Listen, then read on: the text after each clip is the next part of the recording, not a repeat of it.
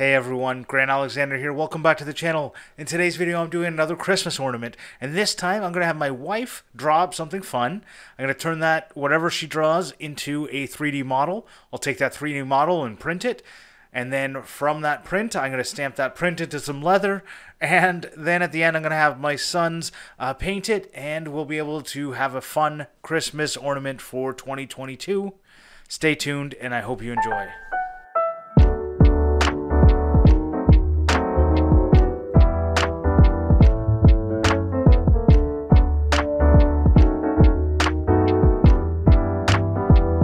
Alright, so we've got the little penguin now into Inkscape, and Inkscape has a fun thing called Trace Bitmap, and you use Trace Bitmap by going to the Path Trace Bitmap command.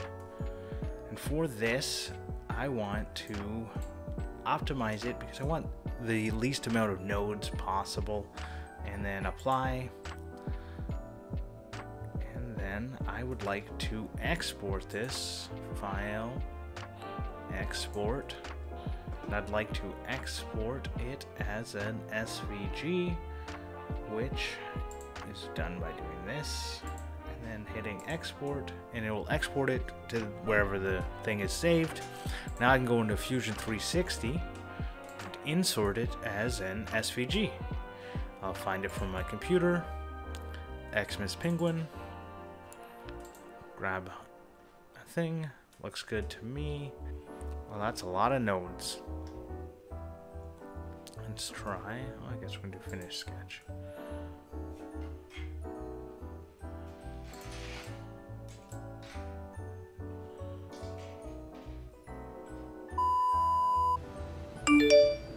Oh, come on, what? Alright, Grant. Fine. The problem that Grant's having is actually very, very common, especially when you're going from a bitmap file like a JPEG or a PNG into some kind of vector. The reason is that when you try to bring those files in and then do what's called a trace on those, to turn that bitmap into a vector, you're often going to find that the vector program wants to give you as much detail as possible. And when it does that, it creates a ton of nodes or anchors. There's a couple of steps you have to do in order to keep something from like Fusion 360 from choking on it. So let's go over to my screen. And now we're going to see I have the graphic that I'm working on for Grant. First thing we're going to do is we're going to expand this to take up the full screen here. Okay. Make it take up. It doesn't have to take up the full screen because it's going to be a vector when we're done. But the bigger you can make it reliably, the better the quality of the trace is going to be. In Adobe Illustrator, we're just going to come up here to Properties, and then we're going to hit Image Trace. We're going to hit Black and White Logo. Hit OK. And there you go. You're done, right? Wrong. Two more steps you have to do. After you do this, you'll notice that down here by Quick Actions, it's going to show you an option to expand. You're going to hit Expand. Now you're going to see that everything around is highlighted in blue. The next thing you're going to have to do is you're going to have to take the white out of this. Because right now, any place that was white in the original image is going to be white in the trace. If you pull this aside, you see what I'm talking about here. You can see that there's black where the art is, but then there's a big section of white here. So we're just going to pull that aside, hit delete, pull that aside, and then we're going to click in here, and you're going to see it's selecting the inside, and if you look over at the fill color on the left, it's also white. Select, same, fill color, and then hit delete. Now what you have, and I'll show you by dragging it off, you have just the outline. That's it. That's all you're left. So now you have this great image that's everything you ever wanted in a vector, right? But there's another problem. If I highlight this just the right way, see how many dots are all along here? These are all anchors, and every one of these is a different vertex in the final artwork. All of those are going to make Fusion 360 have a coronary. So there's something you can do, one last step after you do all this, to stop that from happening. Select the entire thing. You go to Object, you go to Path, and Simplify. And we can knock this down, and we can start tinkering with this a little bit at a time, just to see how much we can get away with before it starts to affect the quality of the image. We just knocked down almost 100. There we go. We can go with that. That'll work for our purposes today. Click OK. So now we just knocked off about 200 vertexes on this image. If we come back over here, you see how many fewer? There's one here, there's one here, and one here. This used to be all dots all the way up, and now it's just a couple. Hope that helps you out somewhat. And Grant, good luck finishing up your project. So Vincent just sent over the SVG, so let's load it up and see what happens when a professional actually does something. Holidays, that's what he called it. Oh my god, look how much faster that loaded. This is ridiculous. Alright, I'll click OK, click Finish Sketch, and then the kind of arduous task of grabbing each one of these letters and extruding them. And we'll use some movie magic to get to it now. And so as you can see, I've gotten it extruded.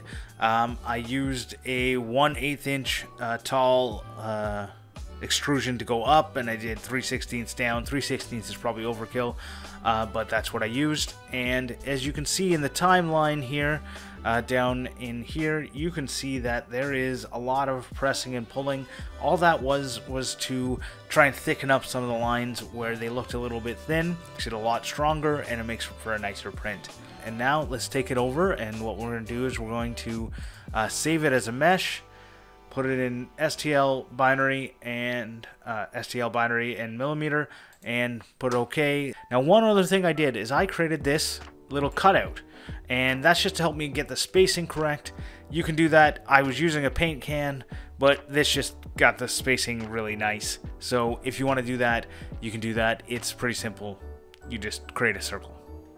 Alright, so we've got the Creality slicer, which is just a rebranded Cura slicer, set up here, and I'm going to show you the settings I used to make this stamp. So the first thing I did is I made sure the quality is at 2, the infill's at 20%.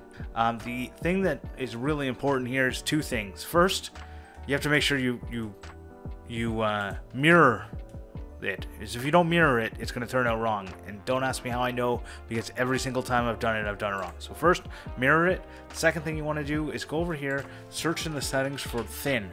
You want to make sure that print on thin walls is checked. The default is unchecked, so make sure it's checked. That'll make it print even if there's just one single layer. Go back there, hit the slice button. I want to go through and hit preview, and I'm going to turn this off. Look at the different layers, okay? And make sure, if you look at that, and then down here, if you choose this, you can see this is the actual part. This is really important to look at whenever you're doing thin lines.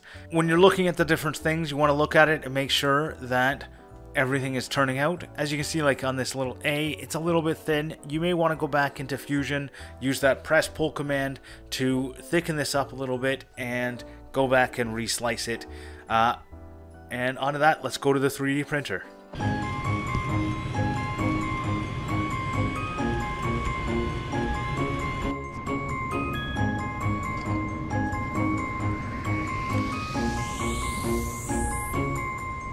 Sleigh bells ringing, diamonds blinging, carols singing, favorite season. Sleigh bells ringing, diamonds blinging, carols singing, favorite season. They said, Saint Nick, what you got up in that bag, yeah. I got racks in my sack, hurt my back, yeah. They said, Saint Nick, what you got up in that bag, yeah. I got racks in my sack, hurt my back, yeah. Frozen, neck is frozen, catch me rolling, I'm the chosen. Snow is falling, Elfie's calling, check my list twice, most of y'all done. Sleigh bells ringing, diamonds blinging, carols singing, favorite season. Sleigh bells ringing.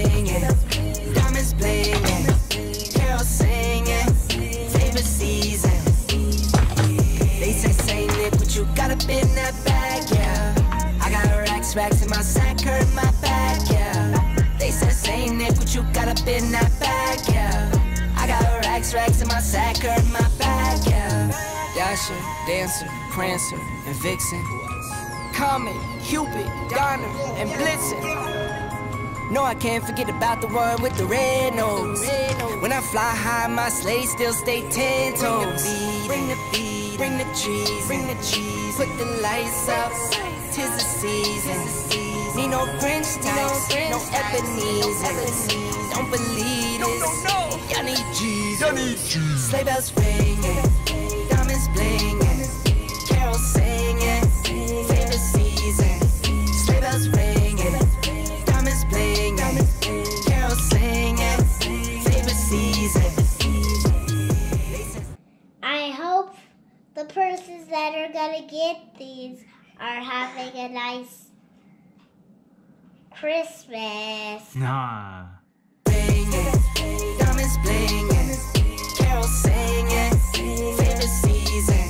Sleigh bells ringing, diamonds blinging, carols singing, favorite season.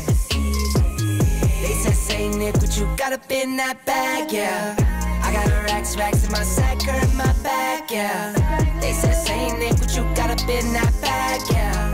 I got racks in my sack, hurt my back, yeah. They said, say Nick, what you got up in that bag, yeah. I got racks in my sack, hurt my back, yeah. They said, say Nick, what you got up in that bag. I got racks in my sack, hurt my back. Very nice. Santa will love that. Merry Christmas. Have a great time. I hope you enjoyed that video where my family and I made these fun ornaments. If you did, I'd appreciate if you give it a thumbs up. I want to give a big shout out to Vincent Ferrari for coming in at the last minute and hooking me up with a vector file that didn't crash Fusion immediately as soon as I tried to do anything. The frustration level that I had while I was trying to do this was probably pretty high, so thank you very much, Vincent. Normally at the end of these Christmas videos, I get the whole family around and we sit around the tree and we say Merry Christmas, but unfortunately everyone's sick. I just wanted to say, Merry Christmas everyone. I hope you have a wonderful year and I'll see you all in 2023. Cheers. I hope persons have a good Christmas. I hope they have it when they get presents. Yeah? Yeah, I hope they have a nice Christmas Eve. All right. From Fletcher.